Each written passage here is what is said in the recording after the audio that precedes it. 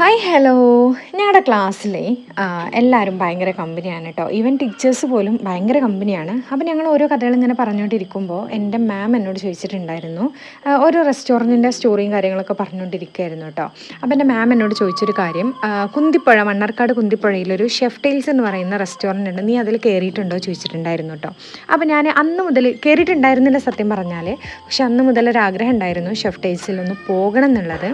അപ്പോൾ ഞങ്ങൾ ചെറുതായിട്ടൊരു കറക്കത്തിന് വേണ്ടി ഇറങ്ങിയതായിരുന്നു കേട്ടോ. അപ്പോൾ ദാ നമ്മൾ ഏകദേശം അവിടെ എത്തിയിട്ടുണ്ട് കേട്ടോ.